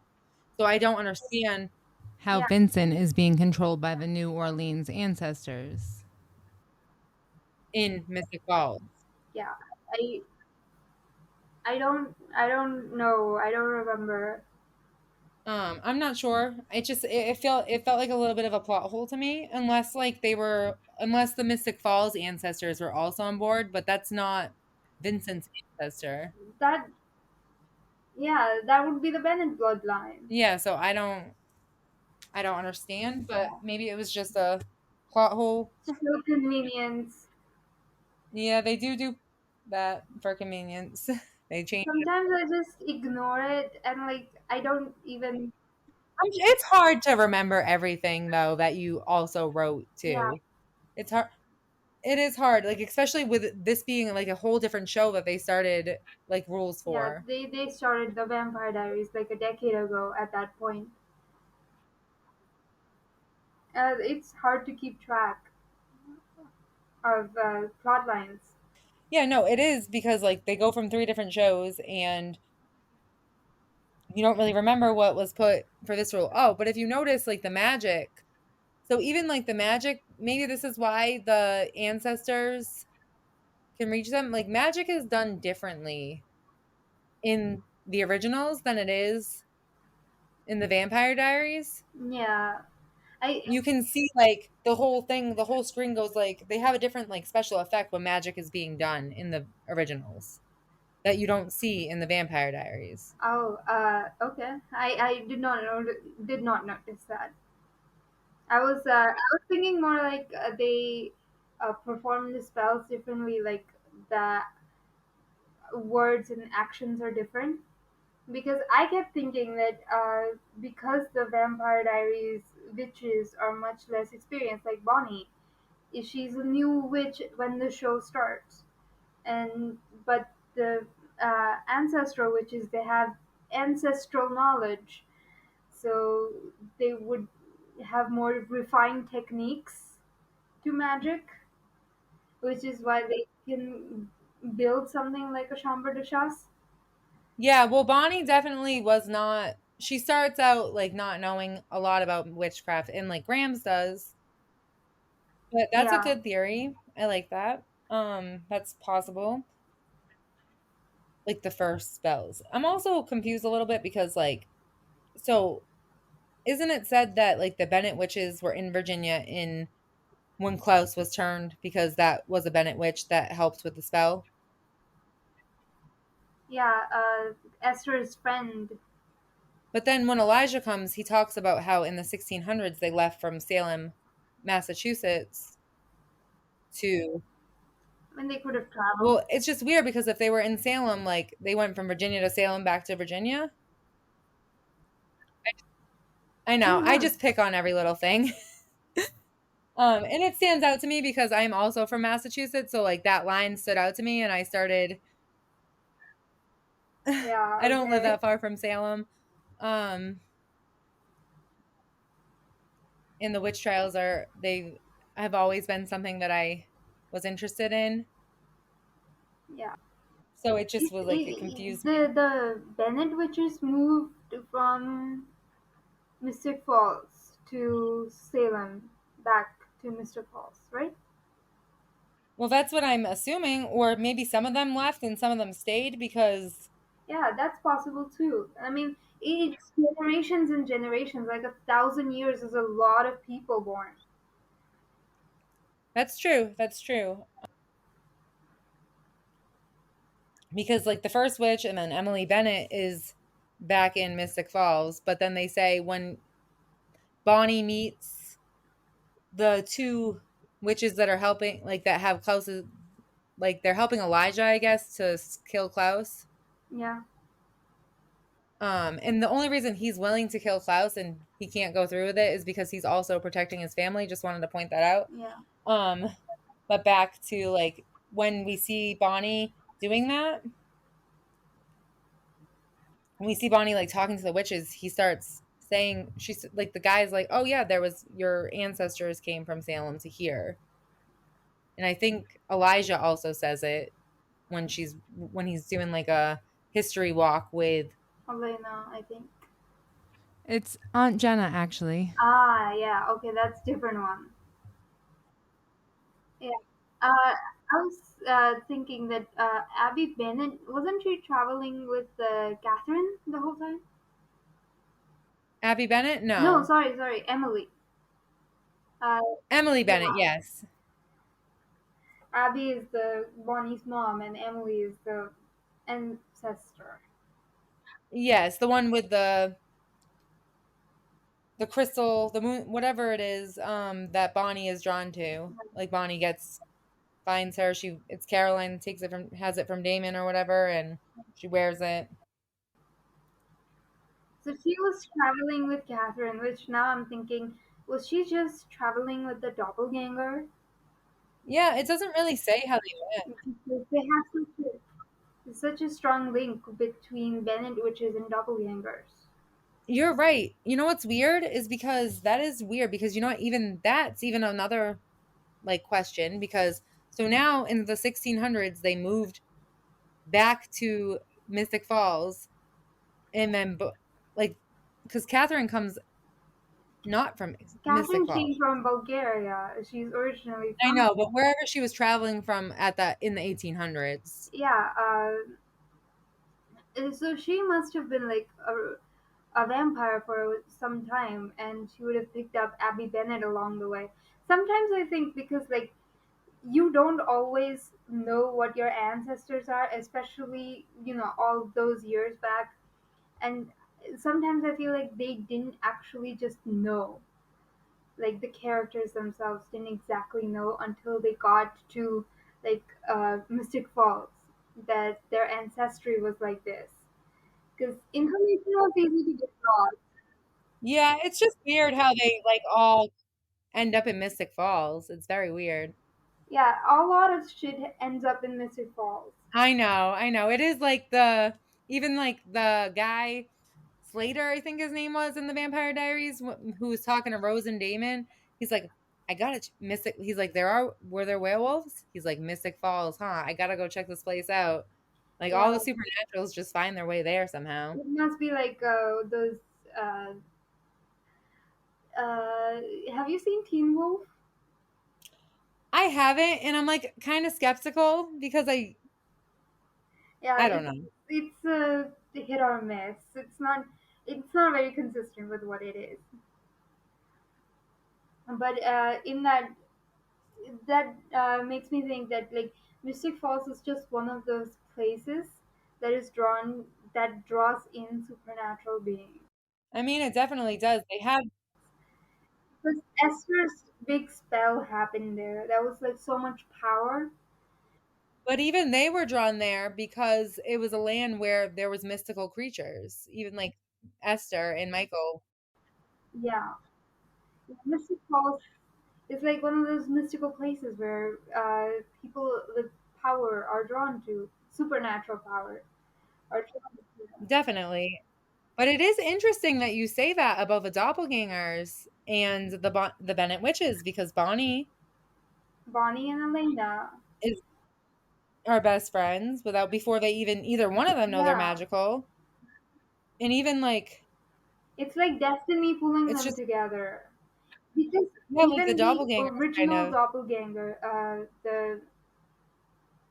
the original one was Amara or Tatia? Amara, yeah, Amara and Tetsuya, Tatia. yeah, It's her yeah, handmaiden or something. Yes. yeah. They have been best friends throughout the generations. I never know. I love that. I love that you just said that. That's really cool. I never even picked up on that. So I want to just get back to Elijah because I feel like we've been very off Yeah, topic about him. So I'm just gonna go into season 5 where you see him like when you first see him like playing a piano yeah, and Klaus. I like that they also say like Klaus needed him as much as he needs yeah, because he's like, and it's so sad. He's like, now you sound like my brother. Um, like codependent. and then when Rebecca's on the phone, like, what are you doing? You pushed it too far this time. And she's like, and he goes, can I have any other requests? Yeah, But he just seems so free and happy in this moment. yes, yes, he does. He seems like he is very free and happy and he enjoys life and he's just sitting at a piano and he doesn't know any different. It is yeah, Elijah at his free, but it is also Elijah that doesn't know his family. So that brings the question: is that really Elijah? Yeah, I think so because he's so I mean, yeah, yeah, yeah. I know that it is Elijah, but I'm like, without your memories, are you the person you are? well, yeah, which is interesting. Like like because like we said the family part, and he is like all about family. But like again, like Haley says in the letters, if I had met my ex under different circumstances without the legacy of pain that Yeah, haunted him, so like the pain that haunted him is why he's so focused on not being a monster because he is a monster deep down at his core. yeah, And at some point, he doesn't even know that he's a vampire at first. yeah, yeah, yeah. Uh, he eats that guy. Yeah, when he gets off the bus, he has like this Yeah, insatiable hunger and he just slaughters this guy outside of the gas station. it's weird that he forgot that he was a vampire too. Like I get that. Well, he doesn't have any memories at all. Yeah, I get that he Marcel made him forget the vow of always and forever. Like that's what he says when he's compelling him that forget always and forever. I think there was like the bond of he even tells him to forget the bond of family, I believe, in that moment. Yeah, but how? Even then, how can he forget that he's a vampire? He like because it goes all the way back. Like every moment of Elijah's life is tied to his family in the way that he Yeah, cares about them. Um, I think he was supposed to forget like all of them. So like it makes sense a little bit. He doesn't even remember his own name. and then he finds out he feels weird about not having any memories, and then I think was it or wasn't it with Antoinette's help, but he finds out about his family, and he's like, they are all monsters. Yeah, so Antoinette doesn't tell him anything, or she knows him, which is so. I didn't. That's like, I get it kind of, but it was just, she was a weird, I don't know. Like, it was kind of cool that they knew each other and how they tied it into like Rowan and his mother and Hope's school. It was all tied into one thing, and then it ends up being, it was almost like Elijah, like, it was almost like Antoinette's mom kind of like made sure that Antoinette would run into Elijah. Yeah, I think it's like possible. Bennett from Pride and Prejudice type scheming to courtship. Yes.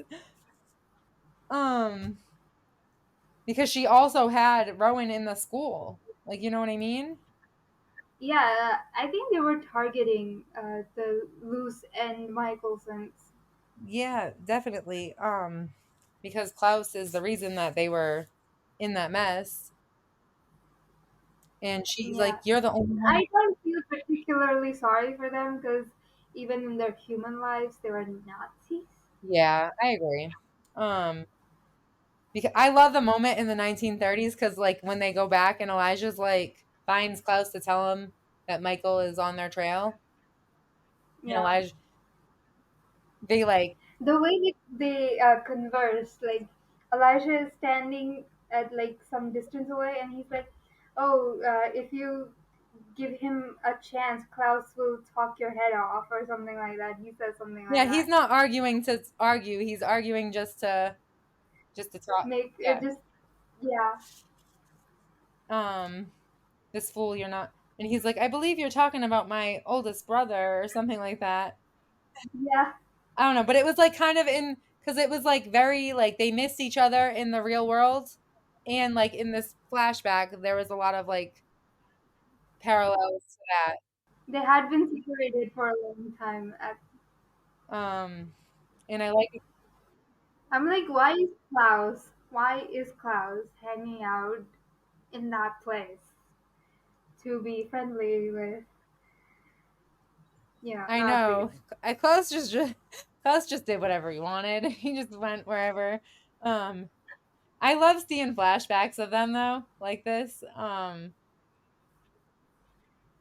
And Klaus says so much messed up stuff to Elijah, like, you wanted me to suffer when, Well, in this flashback, like of the 1930s, when he finds out about Rebecca, he's like, you never got the same torture and pain. And he's like, I was beaten with you, bro. Like, what? I literally, my whole purpose of my life is to keep you safe. yeah, Even when they're like, and it's interesting how Elijah seems to be the only one that Klaus lets be apart from him. yeah. He feels very. It's also like he is the only elder brother. Like he's the only elder sibling that isn't in a box. So you have a level of deference to your older sibling, especially if you're like, you know, a thousand Elijah. years old. Like,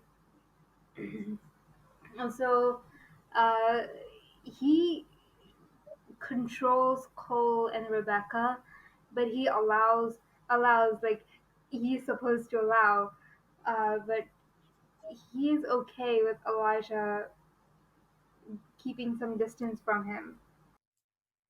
And I think there's a couple reasons to that. I think one of them is being because he knows, like, when Elijah, like, because Elijah takes off from them in 1919 before they meet Stefan, Yeah, and because he's trying to get Michael to go another way, and he trusts Elijah to do that yeah, because Elijah has always been there for him and protects yeah. him. And also the moment before the opera or whatever thing was in 19. 1912 or Oh wait, something.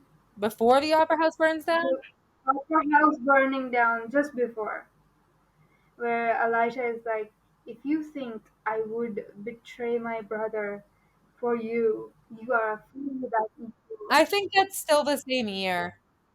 I think that's right before he goes and gets Klaus at the opera house, like in that. Yeah, that's the opera house. I thought that was 1912. It's 1919, and I know that for a fact because It's the Yeah, 1990. and it's also because that really did happen. That opera house really did burn down in Yeah, New Orleans in 1919, which I thought was really cool that they put real history.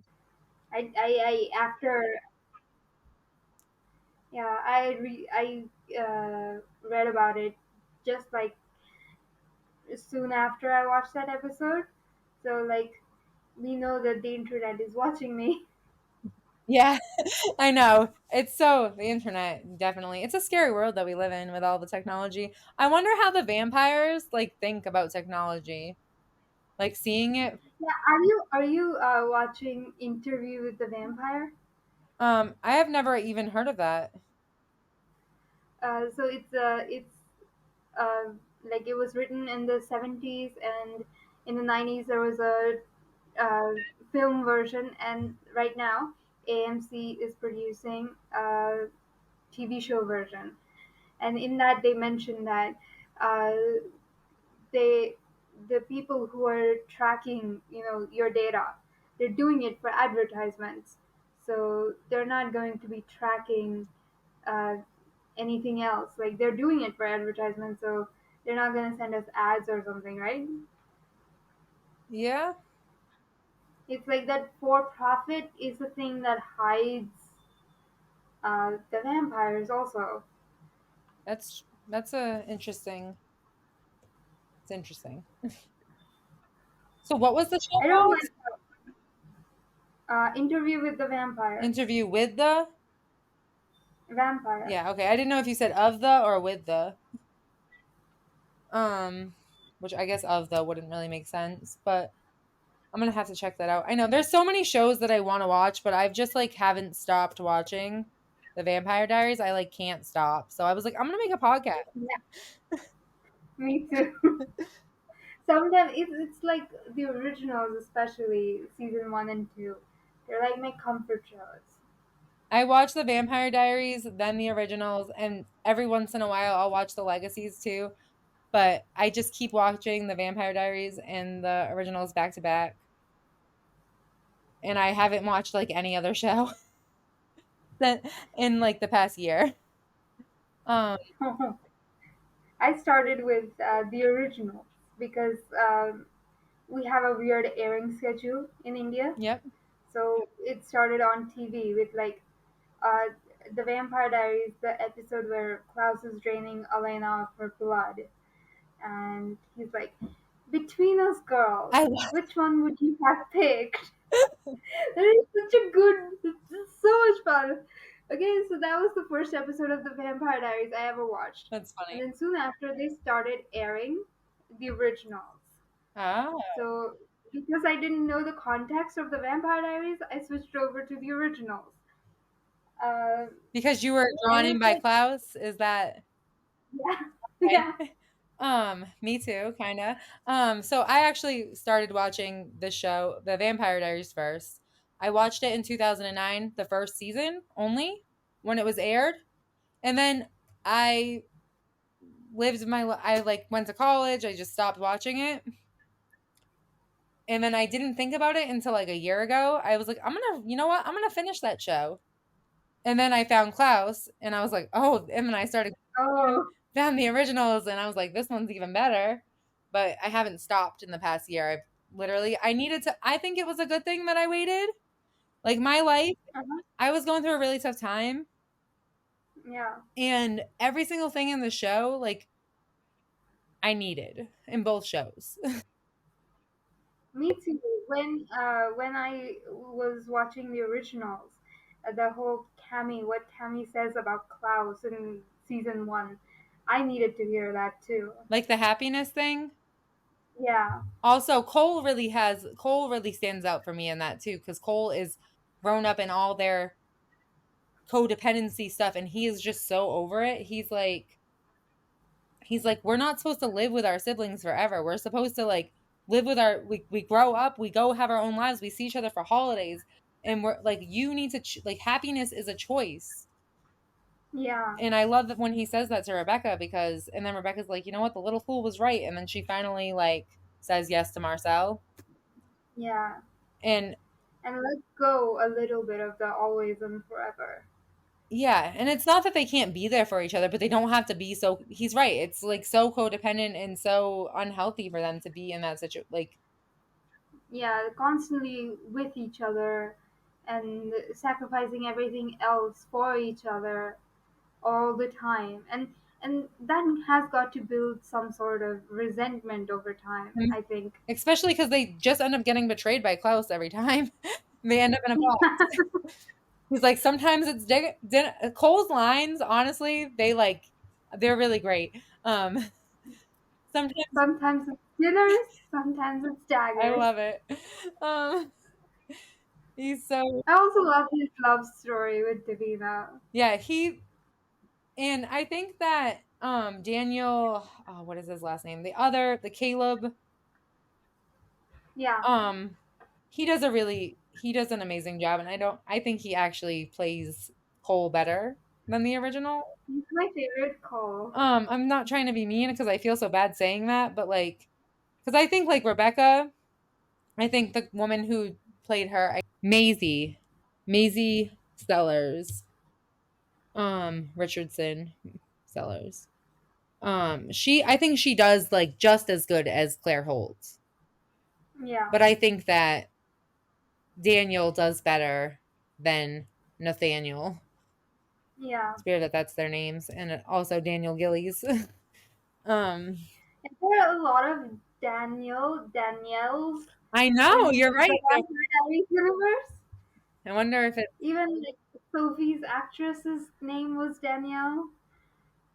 Yeah, there was a lot of Danny's and Danielles, and I was actually trying to like look something up the other day, and I just kept getting like all of the different Daniels. I actually watched the Medici show because of Daniel Sherman. Okay. Yeah, I really liked him as Cole. I did too. And I don't think that he would have been able to love I don't think like and I think it's because he's in a witch body also. Like I don't think he would have been able to love Davina in a vampire's body, which is why I don't think he ever truly Yeah, found love until he was back in a witch's body. Because even in his yeah, childhood, his parents didn't really love him. And he was just him and Klaus have a lot of similarities too, where they're both wild and more like they have fun. murderous. Yeah, they have fun together murdering people a lot. Yeah, I love that scene in when Cole goes to attack Klaus, and then Klaus looks into his head, and then they fight, and Cole is like, "I am dead but never mourned. You all forgot about me. I died and everything."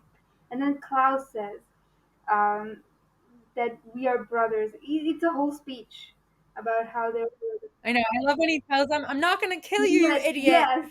It's so just he's so exasperated with it. Joseph plays it so Oh, exasperated. I'm like, I'm not going to kill you. that's like one of my favorite Yeah, lines. Like just the way Klaus delivers it, and Klaus has a lot of great moments and a lot of great lines. But I just love that scene between them. It's very because even like Elijah's more willing to like kill one of them or torture one of them more so than Klaus is, and when they first like try to make a deal with them, like we want one of you on our yeah, side. And Elijah's like, Klaus is more like, we're gonna pick one of you. Like, we need one of you or both of you, but we'll settle for one or the yeah. other. And Elijah's tactics were more permanent or violent.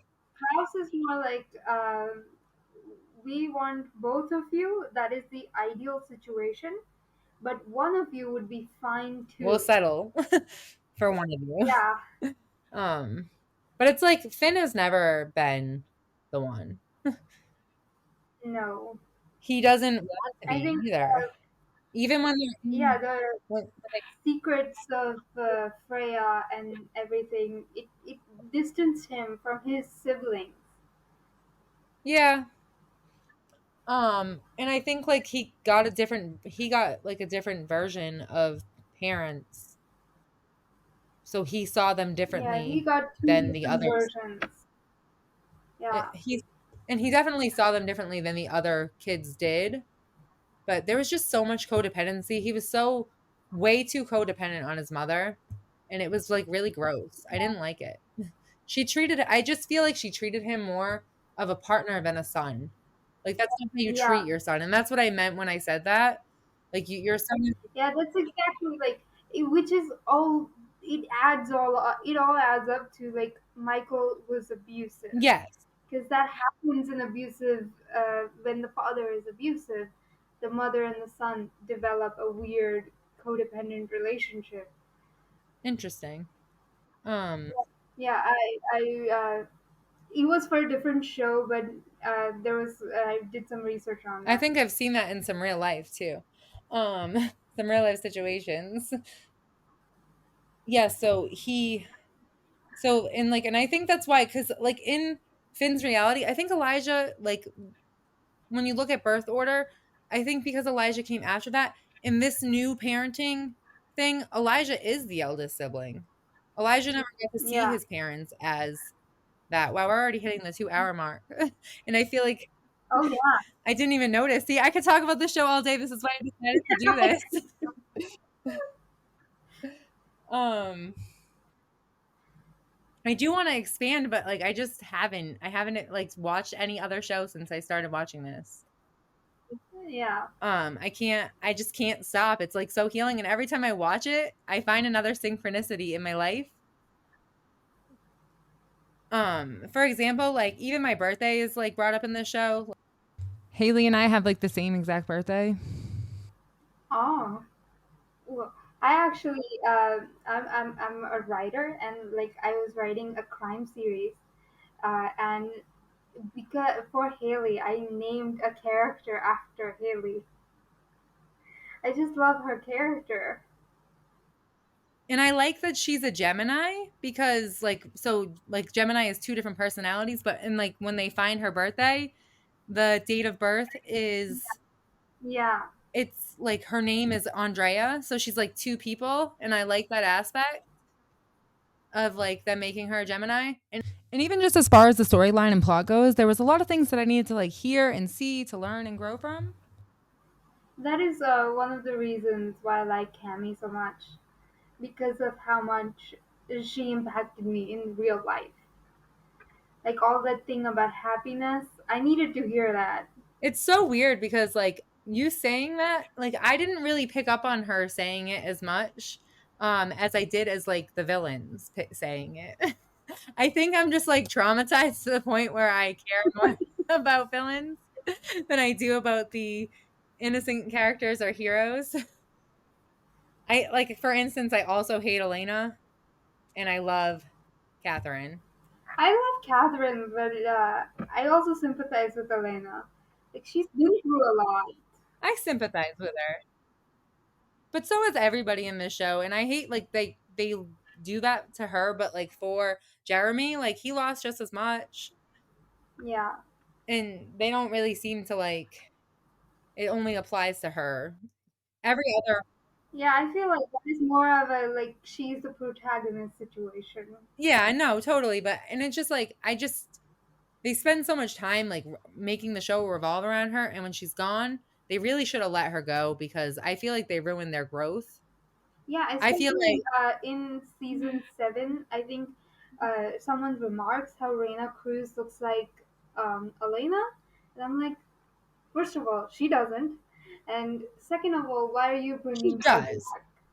I don't think she does. I think that like especially because I looked her up, and if you look her up in like other pictures, she does look like Nina Dobrev.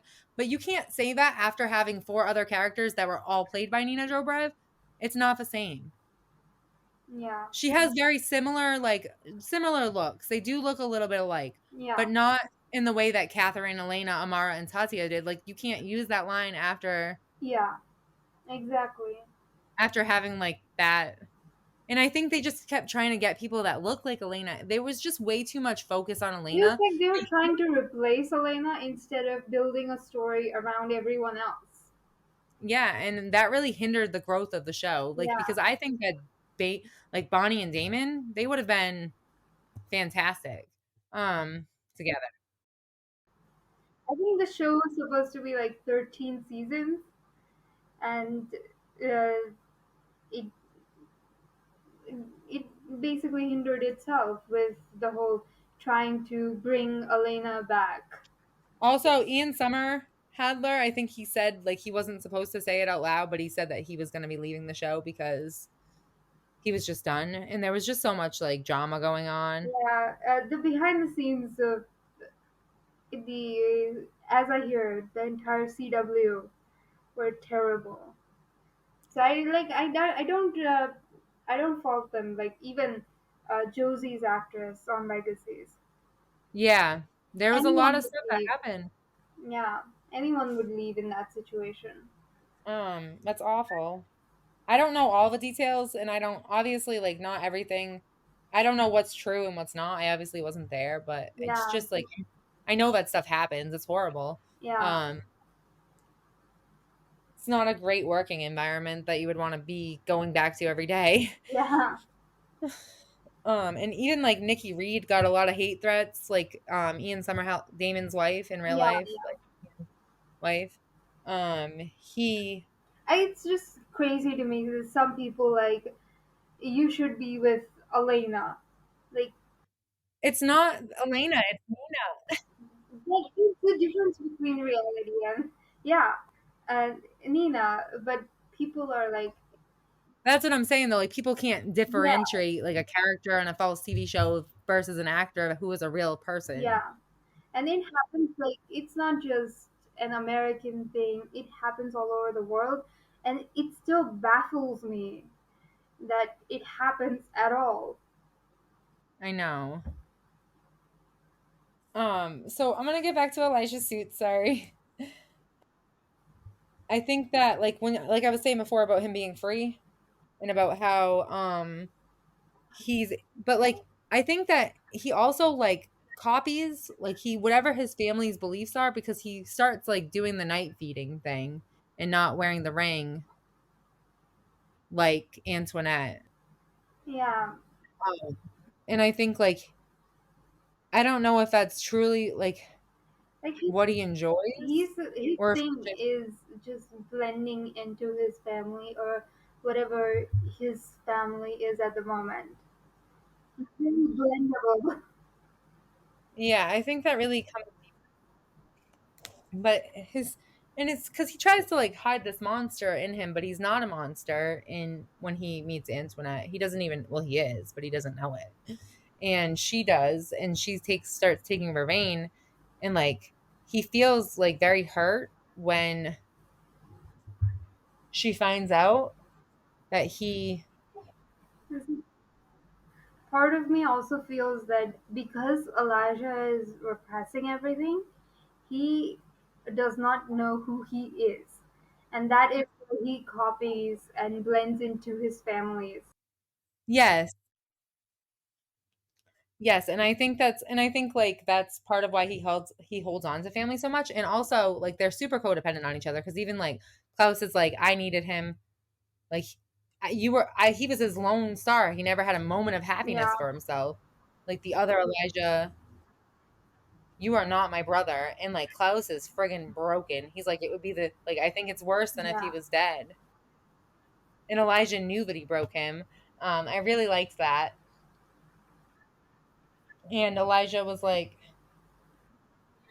and I love when he says you like when they're in the Chambre de Chasse, whatever. Um, he just he's like, "You killed my brother." Like Yeah, I because this Elijah is not his brother.